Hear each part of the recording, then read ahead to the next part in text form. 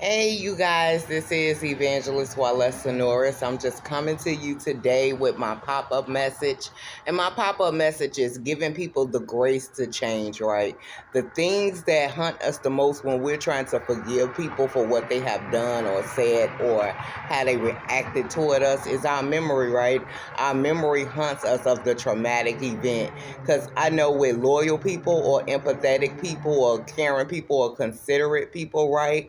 We take things more harshly because it's like we would never have done that to somebody, right? Like we all have flaws, we all have things we have to work on. But people who are considerate and really care about other people, even when they make a mistake, right, they're not going to make a tremendous mistake. But we have to realize that everybody is not like you. You know what I'm saying? When you're going through things or you're dealing with problems or you're confronting an issue or something happens in your life that you wasn't expecting, it's more devastating on a person that really care or really consider other people or would have never done that to somebody that done that to them, right?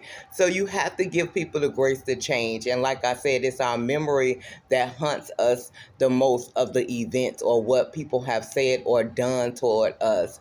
But we do know godly sorrow brings repentance, right? So everybody is not going to wake up to wisdom. Everybody wouldn't handle a situation the way other people will handle it who have what wisdom and how to deal with different problems, wisdom and how to deal with different issues, and wisdom on how to deal with different people. So you have to keep that in mind when you're trying to give people grace to change, because once God has opened up their eyes to wisdom or put someone in their path to let them know the things that they say or do are wrong, you have to give them a time to change. That's if you're going to be allow that person in your life again or people in your life again, right? Because some things, like I said, we have to forgive all sins, right? Everything that was done to us. But some things is just no coming back from because it was totally disrespectful. You can forgive them and wish them the best and let them go. But what you don't want to do is hang on or rekindle relationships or a relationship with somebody with the memory of the traumatic thing that happened in your head. And that takes time, right? So you have to make up your mind and say,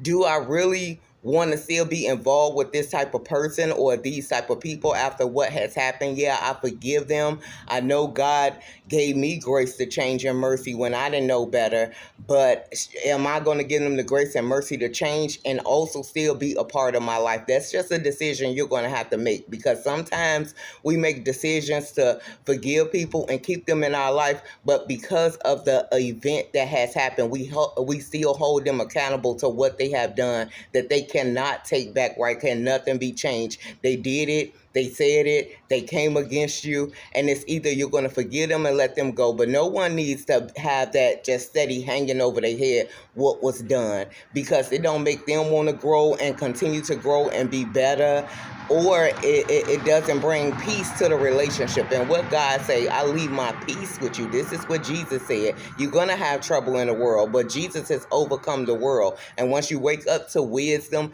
and you know that certain people are just on different mindsets, and then maybe they reacted in a way that you wouldn't have reacted in certain situations, but to bring peace to the situation, you have to forgive them. You have to give them the grace to change. And if you're going to continue to be in a relationship with that person or those people, you don't want to hold the traumatic event, the unkind situation against them, because you will know when a person is changing, right? You will see in their actions that they're taking steps toward it. I'm not talking about worldly sorrow where people say I'm sorry and they change for about a second and then they go back to being even worse, all right?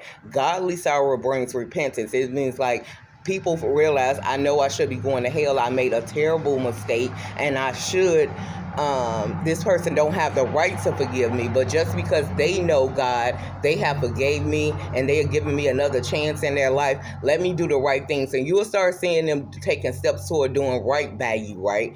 But the ones that say they sorry and go back to doing or the same things, because we all know change is hard, right? But you're not going to make that same terrible mistake where you know that it brought detrimental consequences or hurt to somebody when you really trying to work on your ways. So give people the grace to change. And if you're going to continue being in a relationship with those people or that person, you have to let go of the memory and stop holding them accountable to what they did or what was said or what was done that cannot be changed, and just look at them for the person that they are today, thanking God that they did wake up to wisdom, right? And trying to work on their ways. That's if they're trying to work on their ways. But if they're not, you want to protect your peace and your heart and release people, but forgive them. So that's my message for today. God bless.